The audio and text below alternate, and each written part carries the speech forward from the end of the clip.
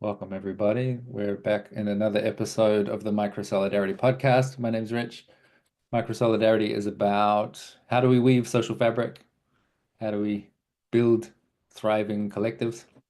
And I'm quite delighted to be in this conversation with Josh and Ioan because 2 years ago, I sat down with these two people and heard about their project BridgeSpace in Portland, which was just getting started. When you used the phrase honeymoon period, you were in the honeymoon period. Yeah, I think you were like 2 months in or something, and full of hmm optimism and excitement about the possibility.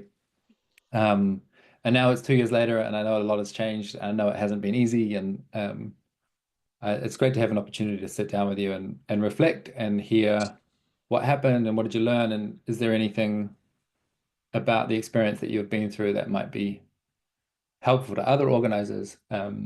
So I'm grateful for you opening up your process and knowing that whenever there's like conflict or difficulties in a community, there's a whole bunch of stuff that is private and you don't want to share. And so we're going to manage that together of like trying to take care of not disclosing people's privacy, not saying things that are going to upset people for no reason while still extracting the hmm useful lessons. Um,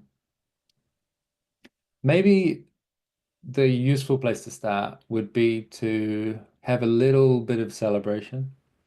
Maybe you hmm could each take a turn and tell me about like what what have you appreciated about this experience with BridgeSpace? Um, I feel like I met so many new people, and I've met some really awesome new relationships with people. And there's people in Portland that sort of I was admiring from afar that I now know and can talk to, Hmm. um, and then it was really awesome to see a whole bunch of synchronicities happen. People meeting there who knew each other from different contexts or didn't know each other and found they had things in common because there were three or four things happening at the same time in BridgeSpace, and that was exactly what I was hoping was going to happen, and it did happen to some extent. And there's projects that are still going on that sort of started then, and then things that I know and things that I don't know. Um, a lot of what I think was awesome is that um there's a lot of things that happen that I don't even know that yeah. And then that so the project in that incarnation that we talked about ended in April, and then there was a pause of a few months, and now sort of like started again, and now I feel like I'm excited again because there's um new people involved and new things happening. Some of the people from previous iteration are still around, so um and also ultimately the project was so, or the idea was so kind of wild that I'm excited that nothing really bad happened. uh, as yeah, as far as I'm concerned, like it didn't, nobody like did anything really weird that yeah. Yeah. So Josh was there actually a lot more in the space because a lot I was away, I was at the farm, or so Josh was in the building a lot more than I was during that year and a half. So he has a lot more stories. It's sort of like the Rashomon movie. Everybody's gonna have a different story about what happened. Yeah. What happened, Josh? Yeah. Agree with everything that Yuan just said. And some of the, yeah, some of like the positive, like really positive aspects looking back on it for me were just the connections that were made there. Like really like on kind of the individual level. Going into it, I don't maybe in the last time we chatted, I was potentially talking about de-siloing and recognize that a lot of these, like in the Portland movement ecosystem, or just the, yeah, in Portland, there's a lot of amazing things happening. A lot of people that are thinking in different ways, trying to push their field or their yeah, just the area of what they're kind of doing forward. And but a lot of those people aren't really talking to each other. They weren't really connecting and sharing lessons that they could probably be, yeah, probably sharing with each other. And Mm. that's in big part just because they're so focused on what they're doing, rightfully so. Um, and yeah, that BridgeSpace was a way for a lot of people to kind of at least remove their blinders a little bit and Mm. really just start to see other people that were doing parallel or kind of intersecting things within the ecosystem in Portland and actually kind of get to know each other. So that was like for me the main like big thing that I really really enjoyed, and I just personally like love that in any setting. Mm. uh, yeah, so that was like the experiment that BridgeSpace was from kind of like a community and governance angle. I think it there was a lot of people that were paying attention to it. I would estimate there Mm. was close to probably 1,000 people that came to BridgeSpace during the experiment. I mean, there was several Mm. events where there was a couple hundred people. Like, I mean, yeah, I would probably say more than 1,000, and Mm.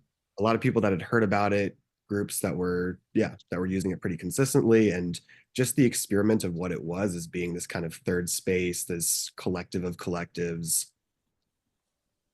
I think kind of showed people yeah showed people that these things, like, we can be trying these things Mm. even if it seems crazy, even if it's something that like might not fully work out in the end. Like, again, this iteration of it ended in mid-April of 2024.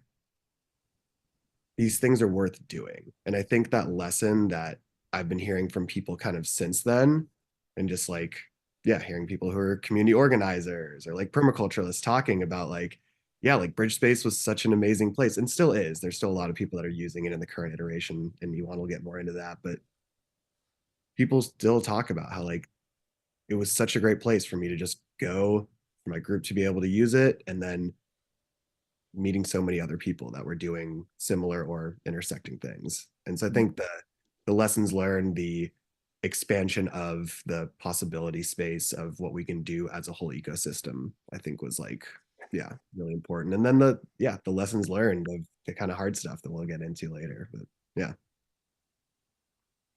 That's really great. I was just listening to our interview from 2 years ago, and the thing that you two were both so clear about was this intention of de-siloing or connecting people that are doing parallel things but not looking to the side to see each other. So it's rare to hear like, oh, we did that. Like that happened. Mhm. And it makes me curious about what what you did to support those connections to form. So like obviously you can achieve a lot because, well, we've got this awesome venue in the middle of town that's really spacious and lots of activities can happen. Um, and you've got this shared intention about creating more social fabric and more connection between people doing related things. But was there other stuff that you were doing? I don't know, any specific approaches or um, protocols or structures or rituals or ways of doing things that Hmm. supported people to connect with each other? Um, that's a great question. I think part of what enabled that was the fact that I was telling everybody I didn't want to be in charge.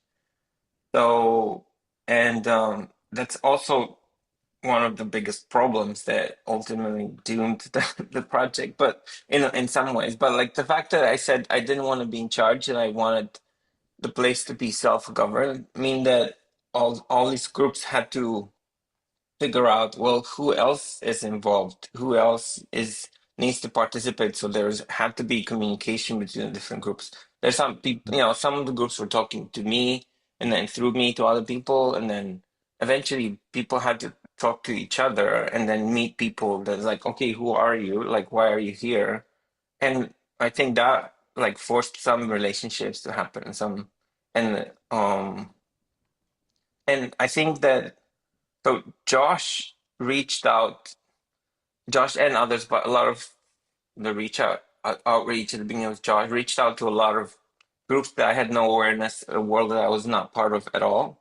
And then I had groups that I was familiar with from ecstatic dance and other like more artistic sort of groups, and then there are kind of techie groups that I was somewhat familiar with, I could talk to, and then there were like people into bioaccumulafe, and then so permaculture. So yeah, well, there was a variety, kind of though there was a lot of enthusiasm at the beginning, and then that people took that enthusiasm and spread it around. And part of it, the credit I think goes to uh, James, who wrote this like manifesto that I read right after being at in Denver, and it covered a lot of the stuff I was interested in. So then that's why I went to a meetup they did, where a lot of people gathered at that meetup. They're very different from each other.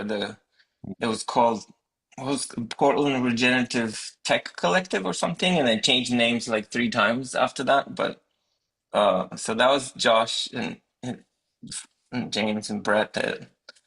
And then there's like a participatory arts collective that my friends were working on at the time, and who had a lot of experience in previous attempts at community, so they're less enthusiastic, a lot more sort of knowing the things that need to happen. And then they made a lot of stuff happen, like they organized a cleaning party where all the groups had to come together and clean the building. And that's one way for people to get to know each other while actually doing stuff, not just talking about it. So we did that, and then they organized a forum where people talked about stuff. So there was a lot of sort of more eldership and care from people who had done it before. Uh, so those are some of the things I can think about what enabled sort of connections and synchronicity.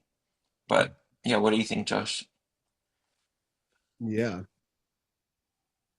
My main answer to this question is that we did not do nearly enough of that. And that was one of the, yeah, biggest impediments to, yeah, it becoming, or for it just to continue longer and for it to actually cultivate more and deeper connections.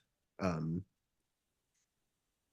yeah, I mean, there was, I know like Ioan and there was some, like you and several other people would host potlucks, but, and there was the kind of governance meetings that formed. But outside of what you just referenced in those, there wasn't really much kind of collective space for people to just come. And there was, I mean, I was one of the people that would help host just kind of co-working slash open hours, and that was during the day.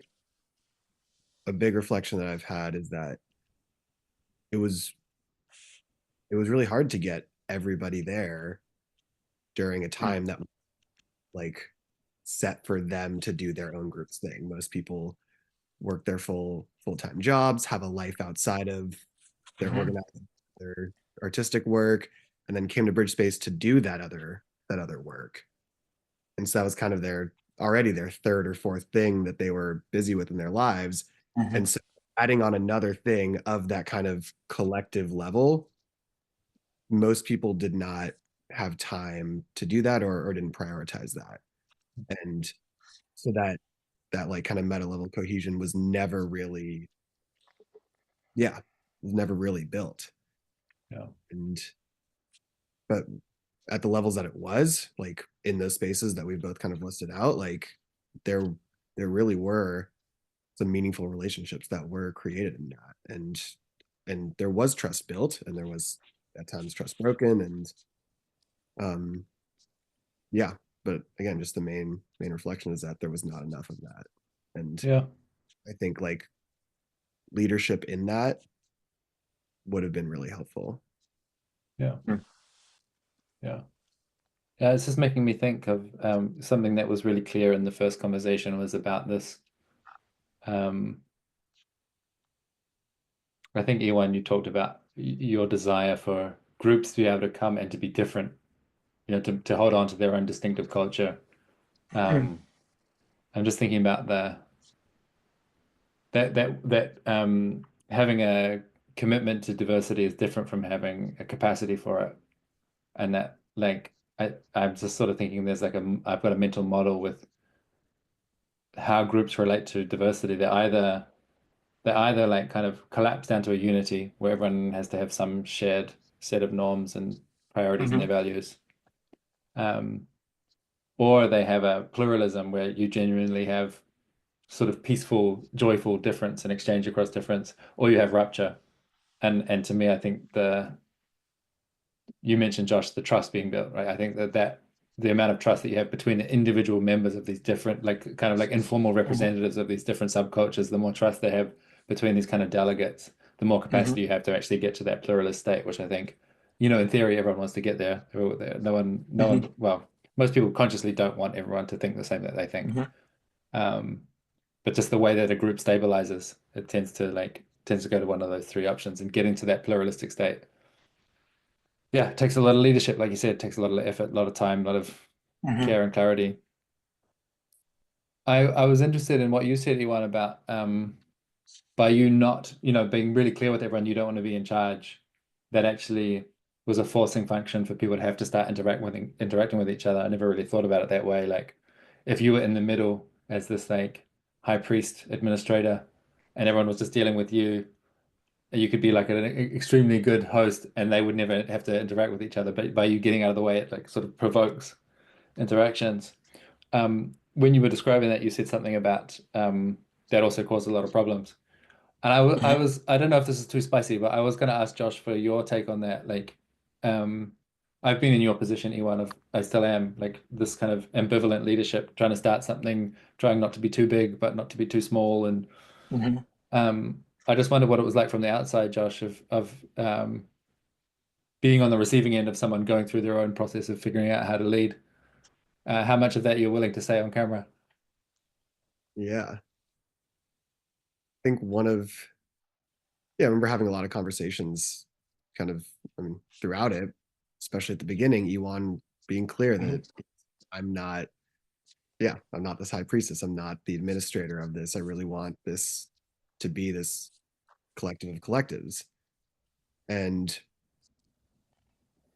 I think it was something that we kind of, our wheels were spinning with really trying to gain traction on building cohesion between all the different groups coming there. And I think the one of the main things that didn't allow us to really gain that traction, honestly, kind of ever, was that we were never clear and extremely intentional until it kind of got later down the road and it was already pretty convoluted, but we weren't clear at the beginning with creating a small group that could build a culture and build trust. And Hmm. that's something that, I mean, I was thinking back on when I was first getting involved in all of this, I was very naive and thinking, oh yeah, we can just throw a bunch of people into this space and like Hmm. we can all kind of evolve and work out and it'll be beautiful. And yeah, and just kind of looking back on it, it's very clear that the the culture and trust was never really created from the beginning. And Hmm. we were always just kind of, yeah, shifting as more groups and people came in. And so maybe not having the full like high priest kind of thing going, but even just defining like that smaller group of people towards the beginning Hmm. and then slowly working to grow it Hmm. would probably have helped us create some amount of culture that again and Hmm. trust that could have slowly expanded instead of just being like let's throw it all in together. Hmm. I don't know how directly that answers that Hmm. question. Yeah. I mean, it makes a lot of sense to me. Um, yeah, I think, um, I mean, something that um, I think what happened that was unfortunate and but it makes sense, is that I I underestimated the amount of, or the psychological pressure and load of people having to figure collective stuff out as opposed to doing their thing. Like, I wanted to have a space where people can come and do their thing, um, and and do something interesting as their thing. But because I was had these naive ideas about self-governance or collective governance or self-management, everybody, a lot of people had to spend a lot of their time and cycles with this nebulous self-governance thing, and then didn't have time to do their thing that they're actually excited about. And that was the attention the whole time. And people got burnt out and cycles on this, like, participating in this nebulous self-governance that had sort of a rotating cast of characters. So there's new people that jump in without the context of even what happened 2 months ago or something. And so that's definitely on me. Like, I messed up with that part and didn't, it was too hard for me to assume, like, my own psychological issues, to assume, like, yes, I have a role here and it's okay for me to inhabit this role, and I'm gonna have and clarify, this is the authority that I'm using and this is how I'm using it. And it was so it was in a way easier for me to hide behind, like, well, I'm not in charge, I'm giving, is this super naive thing, I'm giving you a space, you figure it out. Like, it doesn't work like that. That just throws people in these um um just impossible situations. So that's, I think, the biggest problem that came from me, the fact that I underestimated how difficult that would be without putting any structure, because it was hard to put any sort of structure, also because people wanted slightly different things as structure. So that is actually why somebody need to make something somewhat clear.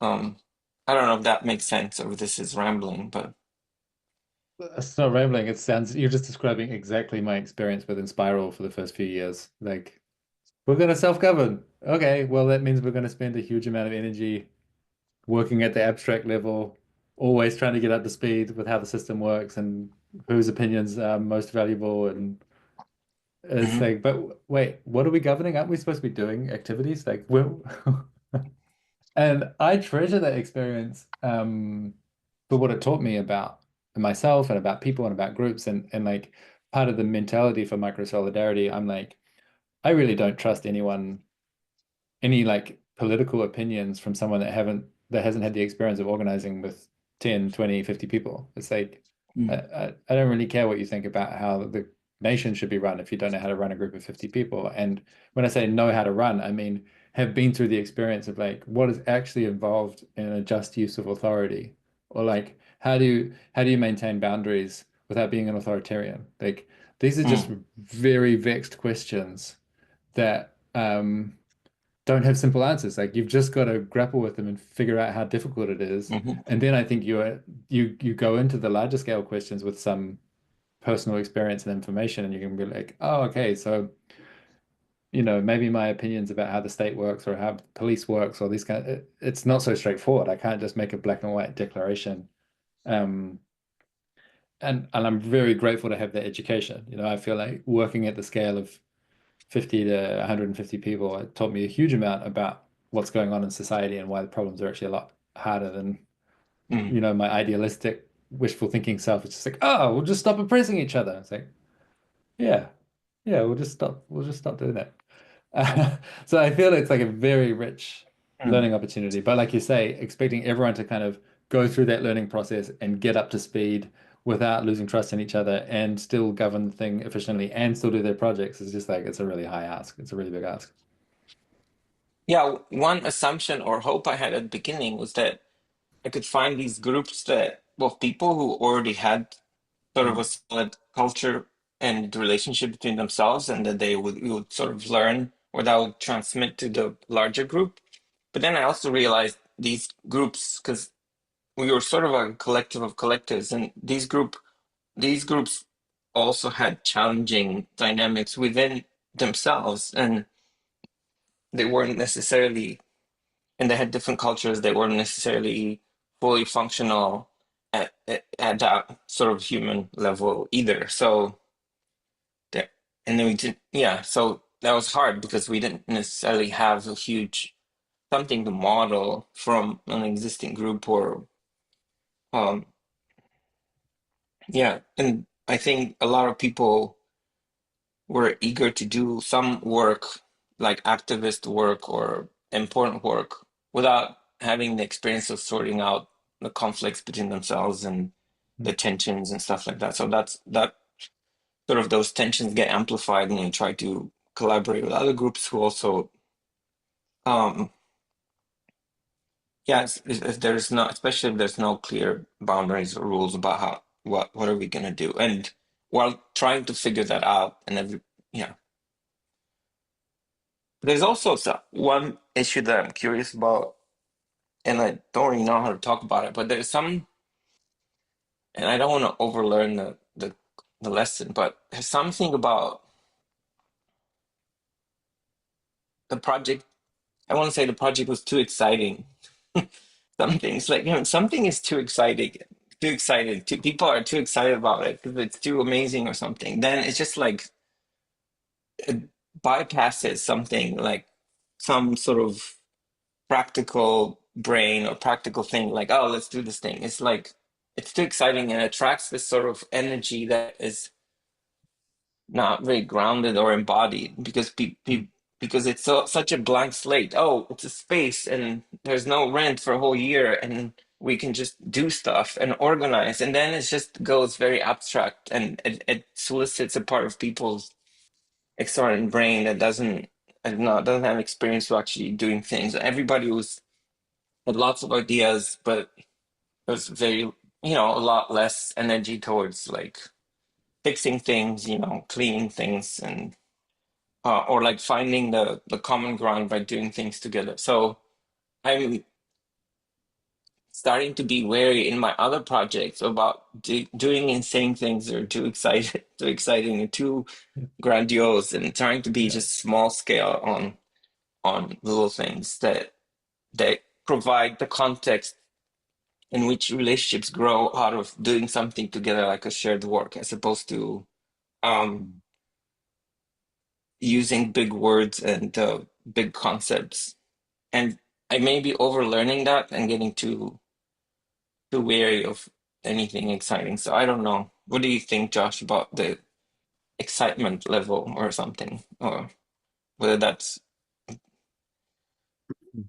Yeah, I think there's a balance. I think like inspiration and like hope and positivity is hmm in today's day and age is like one of the most important things. And like I hmm back then and still am such an optimist and hmm through all of these like tough learning lessons. Um, but I think, yeah, the balance in also just being rooted in reality. And that takes kind of what both of you have pointed to, the experience of going through these things and understanding like, okay, we have all these different levels that we're that we're working through. Yeah, that we're working through kind of understanding, yeah, understanding. And if we're not realistic with what we're trying to do, then the like the optimism is just not really rooted in anything. Yeah. And kind of something that you were saying earlier, Ioan, was yeah, just kind of having having this large open space just where people were free to just kind of come in and do what they really wanted. We never really defined good boundaries around it. And hmm to reference Eleanor Ostrom on her, yeah, kind of 8 laws of governing the commons, the first the first one is define boundaries. mm In No. this describe BridgeSpace as a commons, there we never really did that. And Mm. so everything else and trying to govern and just build this community was really hard from there. 'Cause it was, Hmm. yeah, Yeah, that tracks a lot with my experience too. yeah, it was kind of part of Um, not reality. Yeah. on the excitement question, I've had some of that experience with micro solidarity as a network. Like when I first started writing about it, it was very grandiose and it attracted a lot of people. And then as I've done updates, I've toned it down and made it more humble Hmm. because I want the majority of people involved to be doers. I want them to be just practically engaged in Hmm. their local community and just they come because Hmm. oh, I learned how to be a bit better organizer when I spend time in this network. Mm. And what I really am wary of is like this disconnected ideation, this thinking about how everything could be different, and wow, we're going to prototype new forms of capital, and we're going to deconstruct the something something. And I was like, Yeah. it's good to have those conversations, but not for them to be the center of gravity. Um, Mm. and there's something about humble language that seems to help restore that balance a little bit. Um, I've just joined a local choir here in this town outside of Barcelona, and it rules. And I'm just like, the choir officially is a community group where you go once a week and you sing songs, and occasionally you do a performance. And I feel like they're doing just absolutely world-class organizing and social fabric production without having to Hmm. tell a story about um, we're in a time between worlds and what we need to do is get people together and build commons. It's like they're just doing choir, but they're doing it in a way that's like so Mm. loving and welcoming. And they're Hmm. just practically enrolling strangers from the neighborhood and turning them into Hmm. friends. Like it's so epic and so inspiring to me in a really, like I say, humble, humble, humble. They're not trying to make Yeah. it sound bigger than it is. I find that very cool. Um, I was wondering about if it's a useful way, like I said, we wanted to be sort of careful about people's privacy and not Hmm. airing dirty laundry. But I wonder if there's maybe a useful way to get at some of the stuff, which is to frame it in the positive, like lessons learned or how you would do things differently next time, or like like you talked to Ioan about your psychology as a leader and how to handle the ambivalence of that. Like um, you started to sketch it out a little bit, Josh, right? Like talking about, oh, if there was a small group that they had an official mandate to hold the culture. I wonder if there's other sort of ideas like that that you've had since you've been processing this about, if I was going to do this again, these are some of the crucial differences that I'd put in the founding DNA. Mm. Yeah, I want to go first, Josh.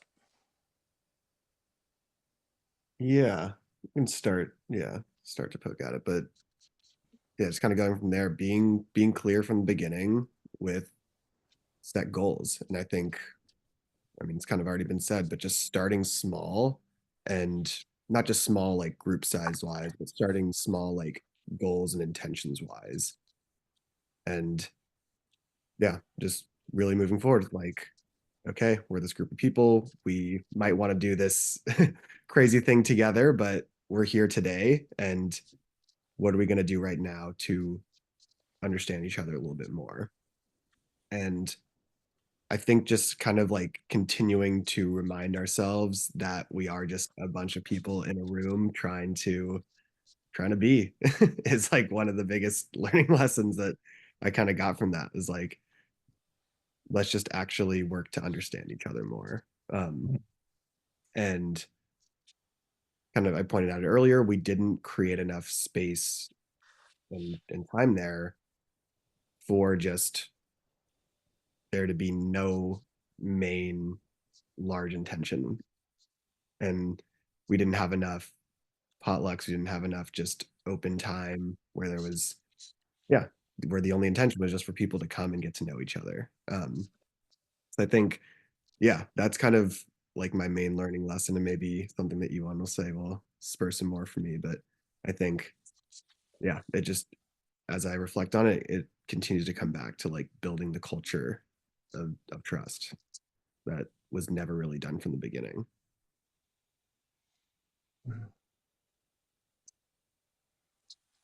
Yeah.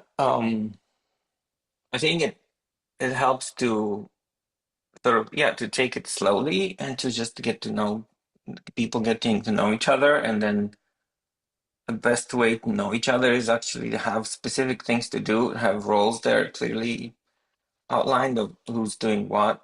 Um, so that's helpful as opposed to the conversations being sort of very meta level and about how to do things, actually people doing the things. Um, and so uh, so focus on solving practical problems at the beginning as opposed to solving sort of more abstract problems. Um, the I mean, there's an example, sort of very clear example. We had an issue that came up over and over again. The first, like during that time, was that the building didn't have ADA access. There's no wheelchair access, and so there's a lot of meetings about it. People, being disappointed and feeling like let down that we didn't focus on it, and it made sense. And there's like, oh, it should be easy. We just get a mobile ramp. Like people are kind of not understanding the complexities of what it took, and then or we had like a quote. It was like, yeah, if we want to do this and this and that, it would be $40,000, and there was no budget for that. Or there's like, and then like now that we've restarted things, there's a group to is dancing there, and they had one member of their community that in a wheelchair. So we figured out how to build the ADA ramp. Then it cost like I paid for the materials and people volunteered their labor, and then it got done. And now we have an ADA ramp, and we took out half the garage. And there's an ADA ramp that person in a wheelchair can come in. So, and that was a way to build relationships. Like this problem that we had for a long time, now it's done because people care enough about it because they have a community, and they volunteer their labor, and it gets done, and they know. And it helps that people can do that because they have a community that's feeding them, and they're feeding that community because it's an ongoing group that gets together. And there's money involved. Actually, the fact that there's money involved means that people can afford to put time because they're also that holding that event is supporting them. So it's hard to do that if you're completely outside of the sort of money system, and not, and if you just rely on sort of money falling from the sky or from some like benevolent outsiders, then there's a lot of strings attached to money falling from the sky, and then it makes things complicated. But if it comes from sort of the ground up, there's amounts involved, they're smaller, and it involves like working with each other. So I don't know if that answers the question. Forgot what the question was. It's kind of, I'm looking for like what instructions you would give to Yeah, someone who was going to start a new thing. Like, oh, definitely don't do this. yeah, It sounded like what that last point seemed like if you can enroll people in like bottom up money flows yeah. early on, that will probably shift dynamics as well. Yeah, I mean, basically, like, if there's, the if there is money involved, people that have activities there where they can make money, that basically there's a clear incentive from the beginning for people to participate because there's a flow of energy. The money just represents a flow of energy that people care enough about it to support it. And for me, that's easier. Um, and that's and that because like one issue was that we didn't have a budget for building improvements because there was no money coming in, and it was tricky for me to like, and I wasn't in a financial position to make a lot of investment in the building when it was already there's the mortgage and everything was $20,000 a month that I wasn't charging rent. So but so that was awkward.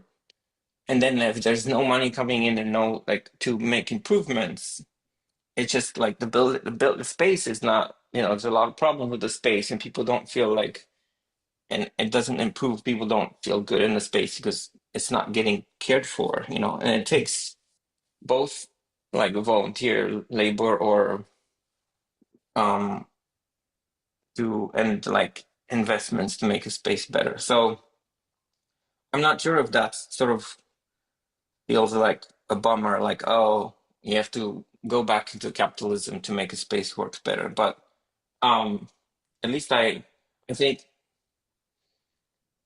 that that's where I am right now. I guess if you rely on grants to make things work, for me, I'm not part of that. I don't know that system very well, or like the whole nonprofit system and grants and stuff. But it to me it looks difficult. So it was difficult. It was also miraculous. People managed to get a grant while they were using the space. But also, it seems like it makes some things very complicated. Because it's just that it becomes like a story thing. Like the money comes attached to some sort of story, and then so people have a tendency to work on the story because the story is where the money comes from, instead of sustenance coming from what actually happens. It comes from some sort of story, and then you have to focus on, well, what's the story and who is the best representative of the story and how does that work? Um, and there's a lot of sort of compliance issues and sort of in that world. So yeah. Yeah, and Um, Go maybe ahead. yeah, piggyback off that, off the ADA ramp example, and you kind of reference like, oh, is that just going back into capitalism? Like what you described as, yes, you did provide the financial capital for the materials, but then you also referenced that people gave their labor, Hmm. and that in if you are trying to build some kind of community like this, I mean, within BridgeSpace, again, there was so many people, hundreds, if not Hmm. thousands of people are connected in some way to this that had different types of experience, different expertise, Hmm. different knowledge, Hmm. ability, and yeah, all these different resources. And to a certain extent, we did like people did bring that and put that into the space. Hmm. And that did help grow and take care of the space. Yes. There's not nearly enough of that. And I think just really emphasizing like there's these other forms of capital or resources that, especially if you have this large community, you have a lot of ways to piece Hmm. together things that you need. Hmm. Yes, I think that like the ramp example Yeah. is really an example of that. I mean, I didn't mean to minimize all the stuff that amazing stuff that happened during the, well, people did improve the space and make it cozier and um yeah, I guess like just to be w- more prescriptive or clear, like I wouldn't do things based on consensus decision making in, so that was the main form of government towards like the last sort of the last half of the after the first 6 months. There was a weekly meeting. There was trying to use consensus decision making to make decisions about the space, and which the group didn't have clear boundaries. Pretty much anyone could come and show up in the meeting and more and either participate or hijack or try to figure out what this is meaning about and how do I get what I need out of this meeting. And I think that meeting was very exhausting for a lot of people. It's hard for me to be part of it or to participate or help. So I wouldn't do things with consensus decision making, especially in an open group without clear boundaries. Who's part of this group and what does it take to be part of the group? Um, Yeah, and to kind of go off that, I mean, I mean, like Rich, your micro solidarity model was something that we kind of intended to use in in the beginning, like way back in November of 2022, I guess that was. And mhm, we kind of tried to start forming these smaller groups of like 3 to 5 people to work on certain things. And that never fully materialized. And I think if we had really focused on building that out and just empowering each other within and between those smaller groups to just do these small little things on starting with like just cleaning and like building improvements, and things would have probably spiraled in a positive direction from there. But yeah, in the end, kind of what you almost pointing to, it's centralized within the yeah, the governance meetings with the consent model. I'm sorry, consensus model. consent. Yeah. Yeah, Consensus. It was consensus in a lot of ways. Yeah. yeah. Yeah. Dreadful stuff. It's dreadful stuff. I mean, there is a place for it, but for me, it's a very limited place. Like, it's for people who have built up demonstrated commitment and contribution and alignment and trust with each other, and it says, okay, Hmm. yes, I want to share the baby with you, and we're going to have to agree about what kind of school the baby goes to. Like, this is really important. Let's figure it out together. Hmm. Absolutely consensus on that. But with an undefined group that's changing from week to week, and the most Hmm. opinionated person is the one that gets to set the agenda. Like, Yeah. dreadful stuff, horrible stuff. Hmm. And I was thinking, you briefly mentioned, Iwan, your own psychology, like Hmm. how I think everyone shows up with psychology. We show up with who we are at our best, and then who we are when we're Hmm. under stress or we're tired or we're triggered about Hmm. something or something else is going on. And like I can empathize a lot with your position, like I said, as an ambivalent leader, like not wanting to take up too much space, but also holding a lot of responsibility and giving a lot. But everyone else is showing up with their psychology too, and like if you're in a dynamic, one thing that everybody has in common is that we were all babies at some point. And Hmm. while we were babies, we were reliant on some kind of like superhuman figure just like taking care of everything for us. And so we've all got that conditioning in us. And if there's like you join a new community and there's a superhuman figure which just like happens to provide this massive amount of financial capital to make this thing work, it's pretty natural that people are going to step into that parent-child dynamic unless there's like really systematic efforts to remind them, hey, you're an adult, so am I. We actually are in fundamental ways, really important ways, equal. Hmm. And yeah, there happens to be this difference in capital access. Okay. Um, but that conditioning that we have from childhood like shows up in our expectations and behaviors when it comes to like a stressful decision or something, and people start acting out as if they're kids and their parents are being unfair. It's like, hey, I didn't sign up to be your parent. What the hell? I guess in a way, I was like a very absent parent. That was part of the Yeah, problem. It was just like yeah. being absent and then coming and micromanaging every once in a while. And when things like felt like uh too crazy or something. Yeah. Yeah. This is one of the things that I was hoping we might get at is Hmm. if you had a blank canvas and you were starting again, um, what would you be willing to put your foot down about?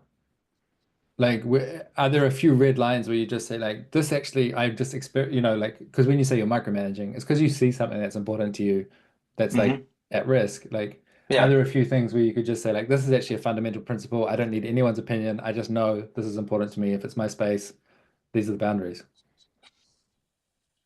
Um, that's interesting because I feel like, we have started again and I still don't know how to say what these fundamental principles are. So, but or how to articulate them. Uh, Hmm. but I guess one is that, it's we're gonna start small and I'm gonna like we work with a small group of people and ask for advice. Um, Hmm. and I'm gonna consider the advice, but still make a decision about stuff after considering the advice, and I'm not gonna automatically follow the advice, but I'll I'll ask for advice.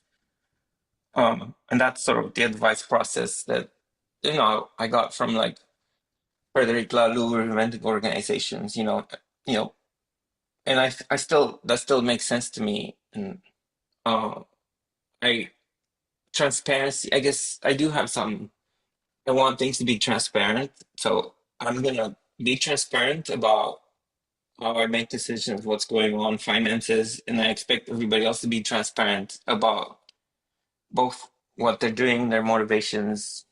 Um, yeah, I want to be able to be in a small group that makes decisions or does things, just be open and vulnerable, and then hopefully other people being open and vulnerable. Um, Mm. and yeah, be transparent about what we need, our motivations, and um, be focused on practical things as opposed to more than ideological things or visionary things, or Mm. that sort of, it's more like preparing or the context in which the visionary things can arise. We're holding space for other people who have visionary things, but trying to um tone down like the impact or the balance between practical stuff and sort of beautiful visionary stuff. Um, This is starting to sketch in an answer to a question that was, I think, coming up between us last conversation about how does someone who's brand new gain the power to make decisions, like gain the power to influence the environment that they're in and shape it. Because just a free for all of like, oh, you've showed up, therefore you should be empowered equally as everyone else, like obviously doesn't work. But also, it's my place and I call the shots. It's not interesting for anyone either. So I wonder, yeah, how much you've learned about that topic of like if you had to design a process that takes someone from completely brand new to actually being like quite significantly empowered to be making big decisions. What are some of the thresholds along the way? hmm. I don't know. I'll let Josh answer while I'm thinking about it. Yeah. Yeah, we Unless have, unless you, I don't know, yeah. Josh, you have experience in other stuff that you've been doing since then, where Mhm. you do a lot of stuff with other people. So outside the BridgeSpace context, so what do you? Yeah. Well, I was gonna kind of stay on bridge space with that, and we were having a lot of Mhm. conversations around this exact question. And there was, yeah, conversations around building different layers and membranes was one of the words we were kind of using. And in people, I think the kind of best way I can answer it right now is just by coming and participating in doing things. And I think just with time and actually doing things, you can start from the outside and enter into deeper levels of, yeah, of that membrane and pass through. And that's obviously you're building trust through that, you're getting to know people, you're understanding and then becoming part of and contributing to the culture, and you're helping grow what is actually going on there. And but again, it's having those boundaries clearly defined. And again, one of our problems was the people that were or could have been, I mean, were because we kind of fell into the tyranny of structurelessness, but the people kind of towards those inner levels, whether defined or not, didn't even feel empowered or wanted to Yeah. empower themselves to define those layers. But yeah, I think that's kind of one of the main ways. Yeah. And just starting off with simple things. And like we kind of did that in a way of being like, yeah, come in and clean something. Like come in, Mhm. yeah, just participate in these like most simple ways. And then we'll continue to come up with more high trust ways of being involved. I agree with all of that, and I want to add a strong opinion based on experience, um, and see how it lands with you both. Yes, you want people to show up and contribute, and it's much more about the practical than it is about the ideological or the abstract.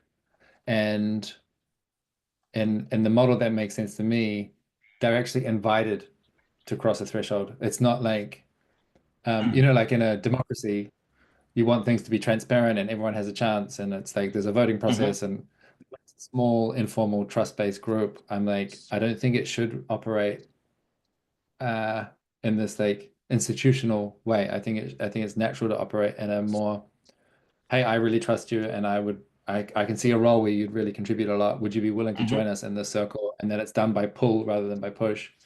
Mm-hmm. Um, that's the model that I've seen that has really worked in these informal groups. And people have some resistance or hesitation about it because it's like, well, it's not completely transparent. It's not always clear why did someone get an invitation when someone else didn't. Mm-hmm. And I actually think that ambiguity is a productive thing. Like it's a wholesome thing. It's just like some Mm-hmm. things are illegible, and the desire to put everything into a spreadsheet and make it crystal clear doesn't actually necessarily work. Like, yeah, you might have that instinct that you'd like things to be perfectly rigid and calculatable, but I'm sorry, I don't think that's what human systems actually look like in practice. Um, so yeah, I wanted to know. I've sort of said this in other groups and felt the pushback of people saying, "What do you mean it's by invitation only? This is just going to be a popularity contest." But I literally think that is the right model, and I wonder what you both think about that. Um, I mean, we have a group now in the new iteration, a group that we also meet and talk about things weekly, and it has formed by invitation. Um, and so that makes sense. Um, and I think that now there's things that happen in the space, so we people want to do stuff in the space, so we let them do the thing, and then by the way that people get involved in the way they do their thing, it becomes clear who has potential, who's really eager, who has abilities. But then they just do their thing, and they pay for the space in most cases.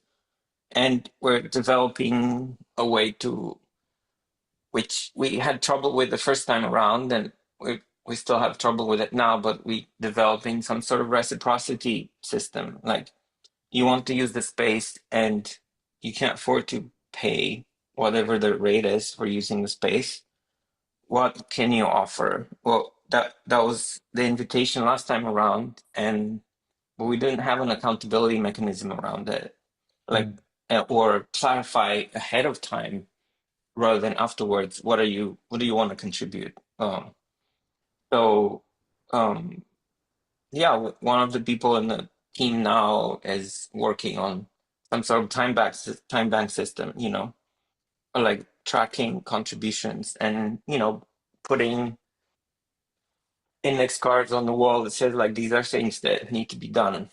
Like mm, complete this quest, go and mm, do this, and so it's still kind of and I'm hoping it's going to work, and it takes a lot of work, energy to come up with these tasks and administer them and hold and provide accountability.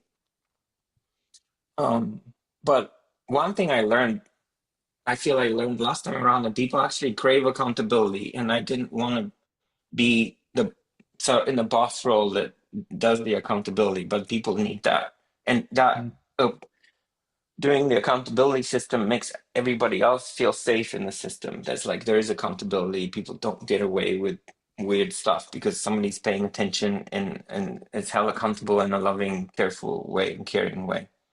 mm, So yeah, the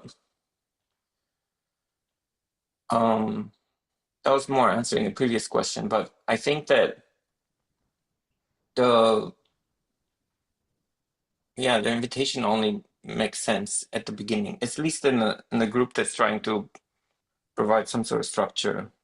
And people yeah. prove themselves as they interact and do the thing, as opposed to um, having meta level contribution from the beginning. Just like use the space and see what happens or see what you can contribute. Um, Does that make sense? I don't know. But, yeah. Yeah, and just to touch on the accountability point and then come back. Mhm. Yeah. The and it's way easier said than done, way easier said than done, but having a collective accountability process. And again, I keep going back to this, like building the culture and trust that it takes to have that more horizontal accountability. That's what most people, whatever their political alignment is, like most people don't want to be told not to do something or want to, a lot of people don't want to have these top down accountability measures. And that's really what a lot of the people that are involved in these spaces of like, all right, let's experiment with different types of organizing. Like they don't want to just go back to like, okay, let's have the person who's in charge or who had the financial capital to start this be the one who's holding everybody accountable. That's doing the same shit that we've been doing. And so yeah, just kind of to touch on that point. Mm. No, I forgot where I was going to keep going. I was still curious about the invitation model Yeah. and the potential injustice of that. Yeah. I mean, I think that it's slow. I mean, the Mm. it's important to be slow somehow, and then the slowness gives people time to prove themselves, and then to be recruited or invited. Um,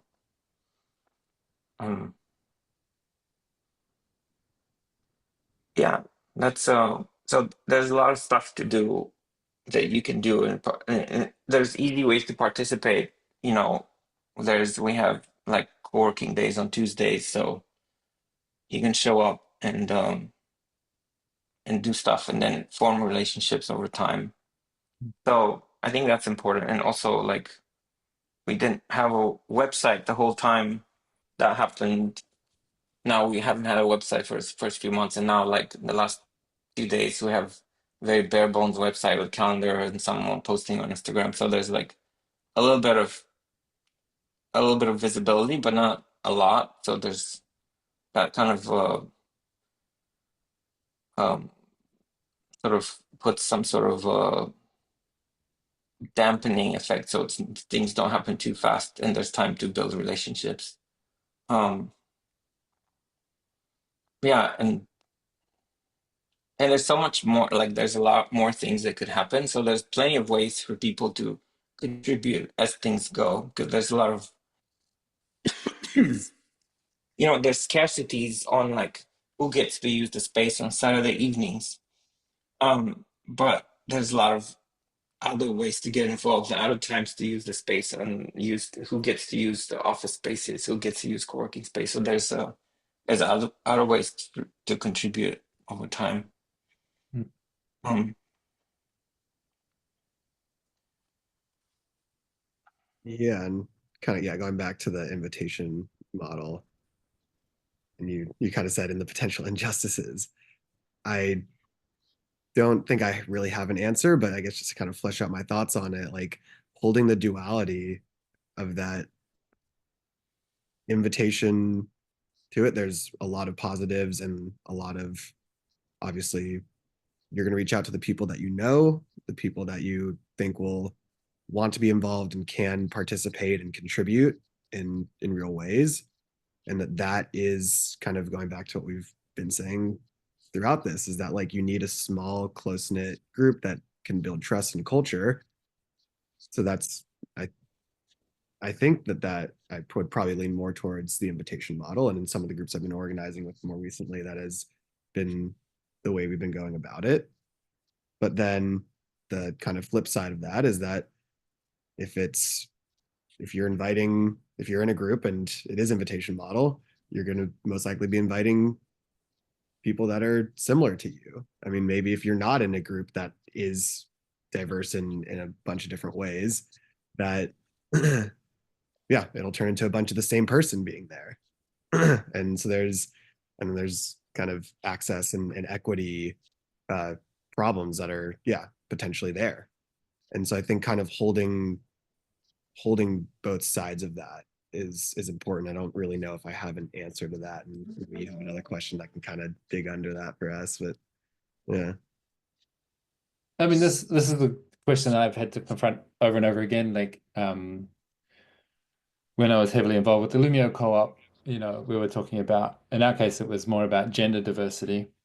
Mhm. And there came a certain decision-making point where it's like, well, do we want a co-op with equitable gender that is bankrupt, or do we want one with imbalanced gender that's actually financially viable?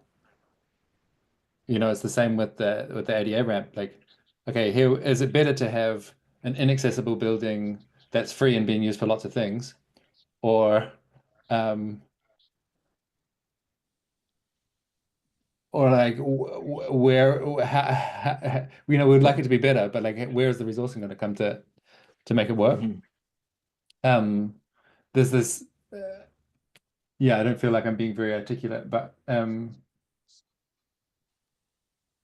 I think the choices needs to be made by it needs to be measured against pragmatics rather than some abstract ideology of like um, we must reach some certain level of demographic diversity, or else this is evidence of our sinful racist nature. Like it's just not a good metric for making decisions about who should be invited or who should have power. Um, Mm. and you can say something in the abstract about how we want everyone to be empowered in general in society and be equitable in general. But Mhm. when it comes to like, yeah, who should run the space? Like maybe it is people that have a high degree of alignment because they have a high degree of shared life experience and therefore Mm. they're capable of acting as a unified group and getting stuff done in a sustainable Mhm. way. Like, yeah, I've just been involved in a lot of groups that prioritize diversity over other pragmatic constraints, and then it's like the group doesn't exist anymore. It's like, okay, so you've got a perfectly diverse group that doesn't work. Like, what good is that achieving in the world? Yeah, I mean that's tricky. I think it is important to have diversity in group and in the group. Um, and now, sort of serendipitously, in this group that's happening now, there is a, a decent amount of diversity in the sense of what communities people are involved in, and in other ways. So um, I feel that's pretty good. There's like 5 people now that and they have access to different communities and have different backgrounds. Um, so I think that's important. And um, but yes, I agree that the best sort of gift we can make to the community as a whole, ultimately long term, is to be very competent and have and generate a lot of abundance. And that takes time. But if we have a lot of abundance, if there's a lot of people that pay to use the space so that I can cover the mortgage and not stress out about it, and there's money to pay people who do the work instead of expecting everybody to be a volunteer, then um, that sort of abundance sort of spread, and then we can afford to offer the space for lower rates to other groups, or we can afford, like, even just to have enough energy to make a huge list of tasks that people can contribute to. Even that layer of overhead takes a lot of time and energy, and um it helps who have the abundance, like there's resources coming in. We can afford to spend time to break things down into small chunks so that people can contribute to those small chunks. That's a lot of overhead. It takes a lot of time and Yeah, energy. So in order to provide that gift, the gift of like, here's how you can contribute. You can be a value member by contributing this. That's a gift in a way. And to be able to give that gift, we need a lot of resources coming in. yeah, Um, so I agree that things need to be sort of run in a competent way at the base level, and people need incentives to participate in that. And it's okay for some of the incentives to be like that they make money, to support, they have a livelihood that comes out of this. I mean, I have been able to afford, now that there's a little bit of money coming in, I've been able to afford making improvements. There's like art in the space now, and things have been moved around. It just takes a lot of time and energy just to move things around and get rid of trash that clogs up various spaces. And um, so, yes, I think that's a gift to the competence level is a gift that we can offer and grow over time. Mm.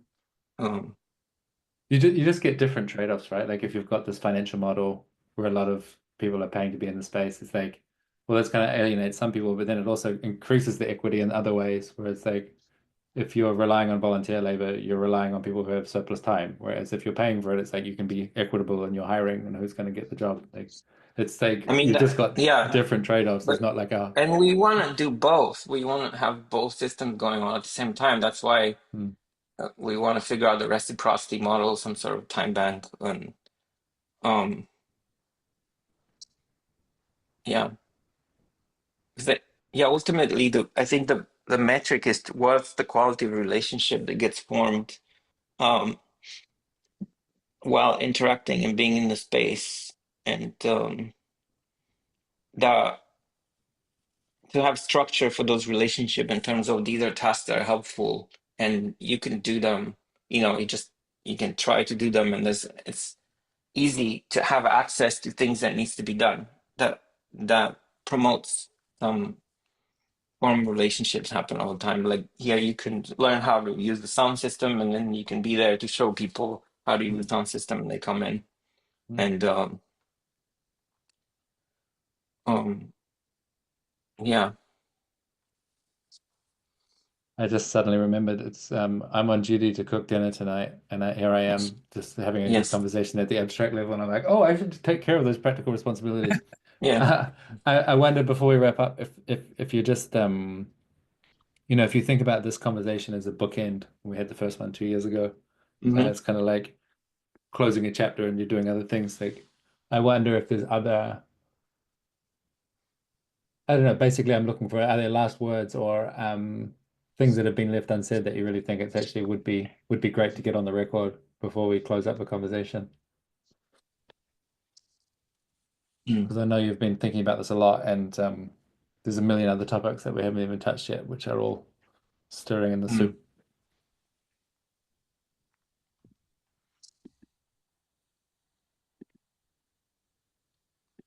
um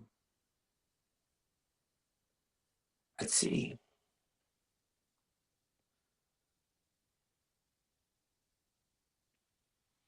I know one thing that comes up is that there's a phrase that I was using last time around.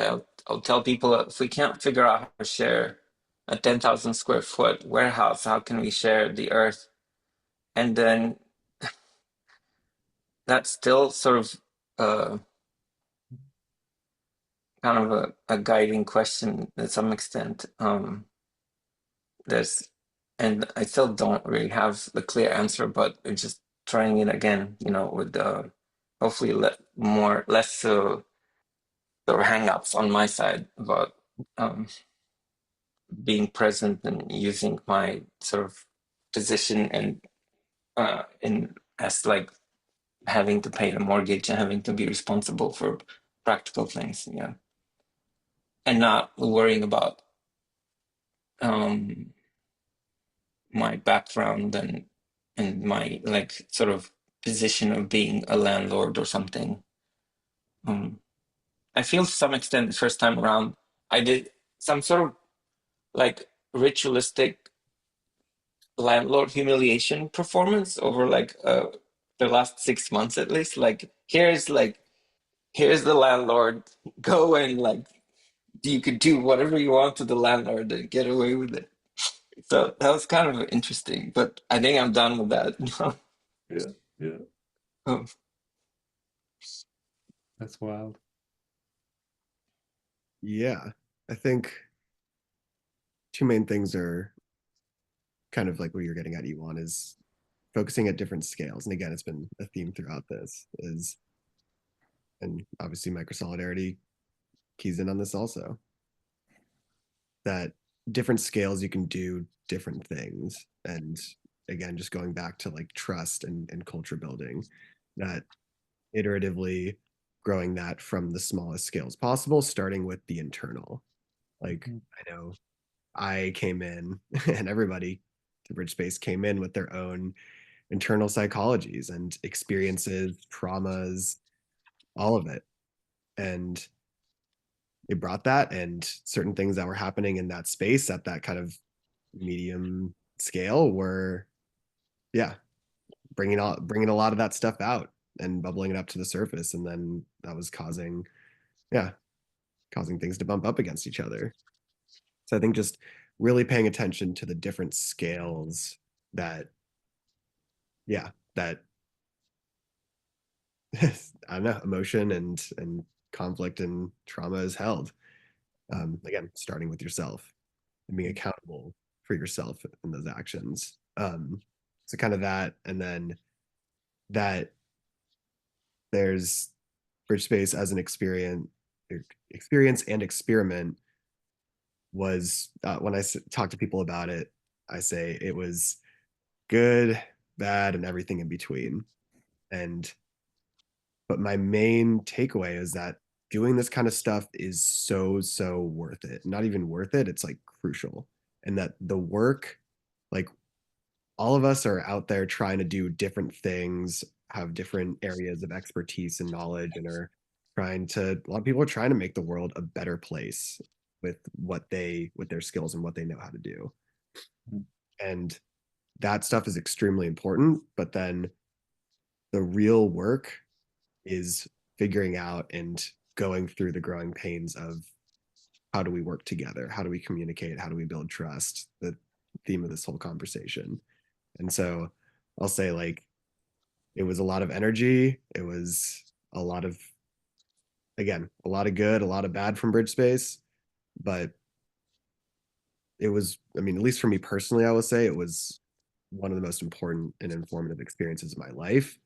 And again, just for me personally, like I learned so much about how to work together in a group, and learned a lot about what I don't know and working together in a group, and just again rooting it in that the main process that we're in right now is how do we learn how to work together, and we can only do that as like a world from just trying and doing. Mhm. Yeah, being realistic with things. I was going to say something really similar, like that it seems to me that there's some of these lessons, these pivotal lessons, which you can only learn by doing it. Like it doesn't matter if someone on the Mm. outside is like, oh, I could have seen this coming. And if you just done this and this and this, it's like, Mm-hmm. okay, that doesn't actually help. Like you have to be Mm-hmm. on the ground. You have to put the time and energy in to like, okay, now I'm confronted with the real constraints of this group. Oh, I find myself in the tyranny of structurelessness. Doesn't matter that I read an essay 30 years ago telling me about that. Like I'm still in it Mm-hmm. now and I have to find my way out Yeah. of it. So yeah, I want to celebrate you both for taking on the Mm-hmm.